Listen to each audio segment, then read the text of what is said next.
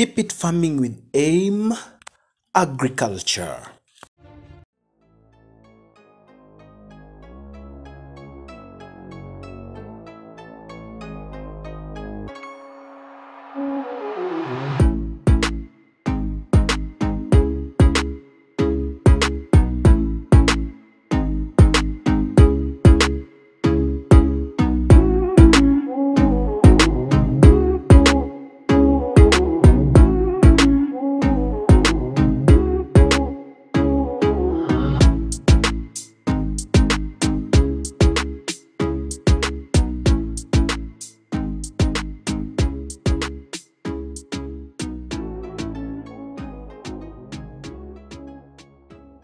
My names are Steven Divo. I deal with greenhouse farming. I always do 3 types of crops that I plant in my greenhouse. I plant tomatoes, capsicums, and cucumbers. But for now, let's talk more about tomato farming. In tomato farming, first you start by preparing the beds.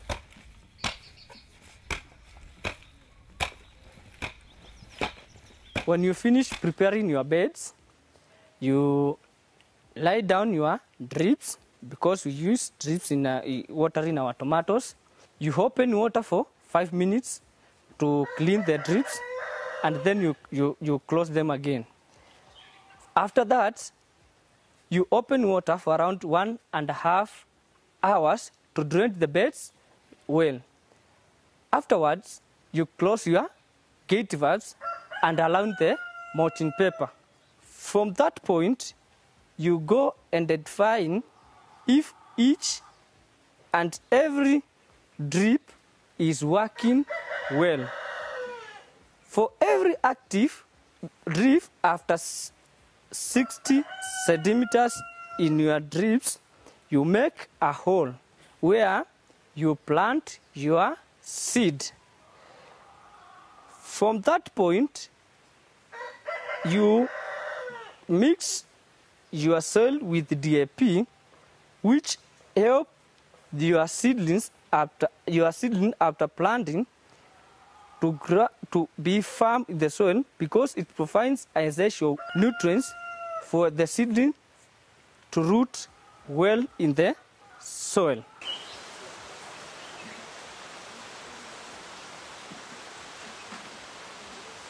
You level them and you fumigate them. Once you finish fumigating them, we always use mulching papers. The benefit of using mulching papers is that they reduce the rate of weed germination. The rate of weeds that they are germinating, it is very low. So you don't use a lot of time while weeding. When you finish preparing your beds, there is a certain chemical that you use that is from it's a plant extract used to reduce the rate of bacteria wilt in the plant, which we normally call it Trigotech.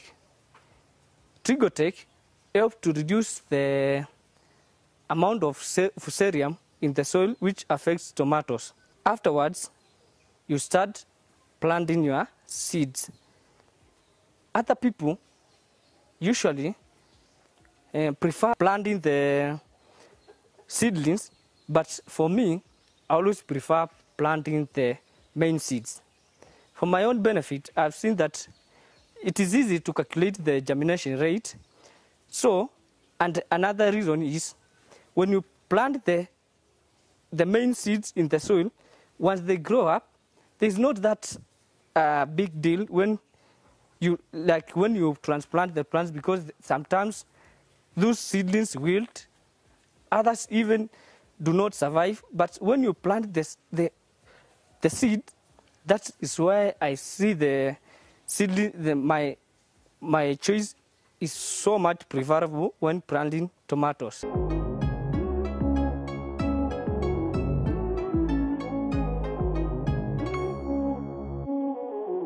From there, you start taking care of your seedlings, your young seedlings. We have three types of chemicals that we use. We use insecticides, foliar feeds, and fungicides. For the young seedlings, you need to take care of them. For the first time, you need to spray them frequently, foliar for easy germination, and for them to adapt to the new conditions. You must take care of them on fungicides. That is, you must take care of them of the harsh climates which cause the plants also to wilt. This is always due to the harsh climates that they face while they germinate.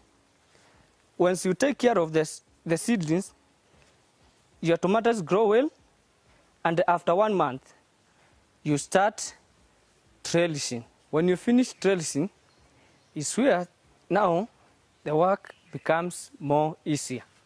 So just every day you come around your farm, check. Kama kuna zingine zimerefuka kidogo, unazungushia, na hiyo inakuwa hivi.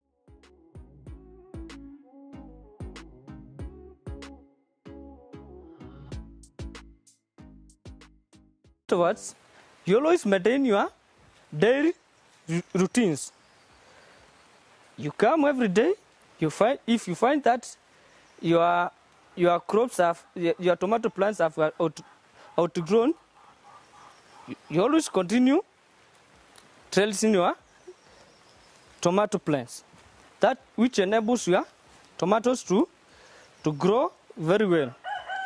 Other thing, you notice that some plants which bear the flowers have more than 6 tomatoes. If you find so, it is advisable that if you find that they are more than 6, you remove the extra ones, because this leads to competition. There are stiff competition for nutrients, which makes you not to assess your required grade.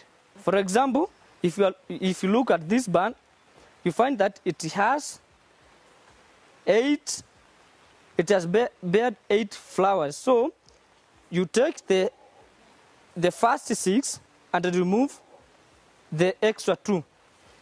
That will enable you to acquire the acquired size of your tomatoes.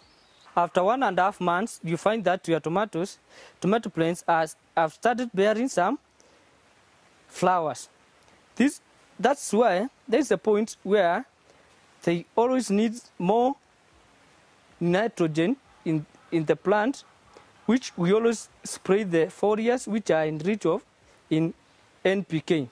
We will also have the NPK, which is the winner, which we always top dress them in the soil. That enables the plant to bear more flowers, which in case it helps the plants to yield high. After every 4 days, there is tomatoes plants produce suckers. You come and remove all these suckers for the benefit of this plant to always consume its nutrients only for the production of tomatoes. Other thing, after 1 month, you prune all leaves and the outgrown and the tomatoes which have already ripe.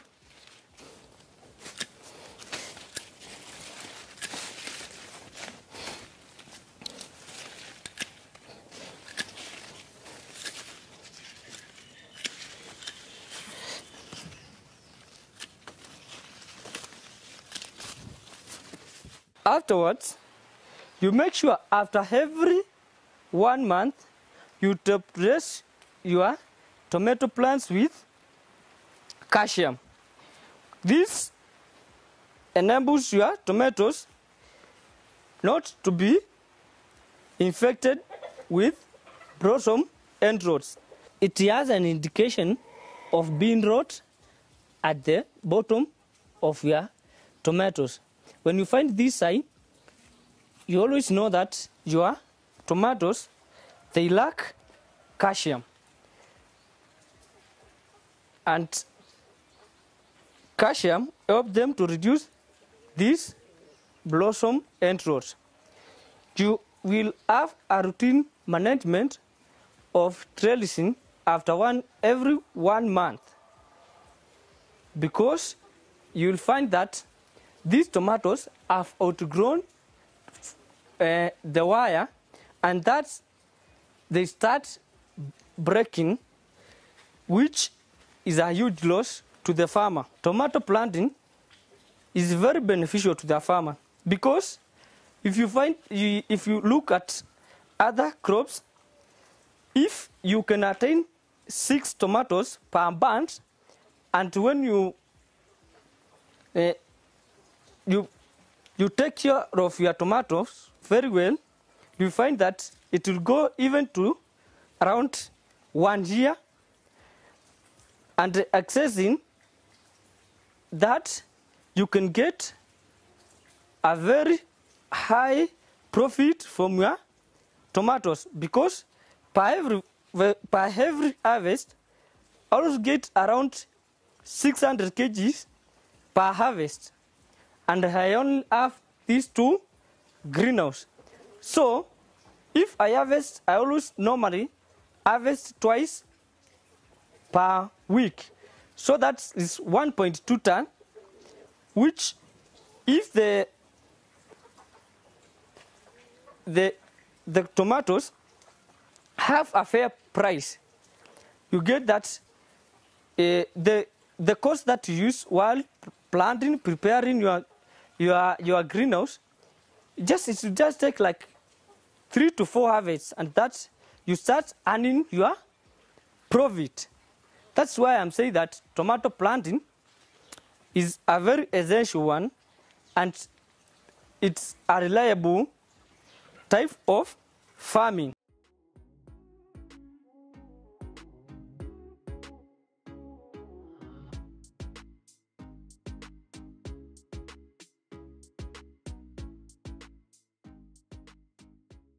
My advice to other farmers who want to start planting tomatoes is that this is very easy. First, you just open your drips and water your plants. Other thing is that it doesn't require your time in tilling your land from weeds. When you put this mulching papers, you are done. It's just only little weeds that you just require to weed them. That thing is that it is well shielded, that there is no any direct infestation from the pests. The only little that gets in your greenhouse, when you spray them very well, you are done. Other thing is like, now it is raining, and I am even harvesting my tomatoes. So it is not like in an open place, because I would require time, which otherwise by make that I will not meet with my customers. But now I will finish harvesting, meet my customers, sell my tomatoes, and go home. So those are the main benefits of greenhouse farming. We have many types of or varieties of tomatoes, but for me, I always prefer 2 types of tomatoes plants. I prefer Anna F1, which for me it's best, and Fusarok. For my reasons about this is that they produce very high, they have high production, and the other thing is shelf life. If they can go a shelf life of 120 days, in case like today I have harvested my tomatoes, For 3 months to come, my tomatoes will be very okay. I can bring them to my customers and they will be okay to my customers, and I will have a red market for my tomatoes.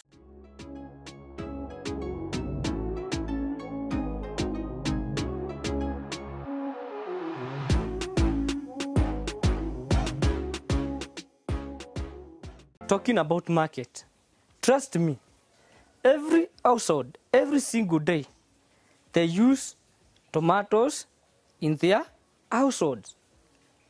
So, even if you plant tomatoes, there is no way that you can say that your tomatoes may go bad while in the greenhouse.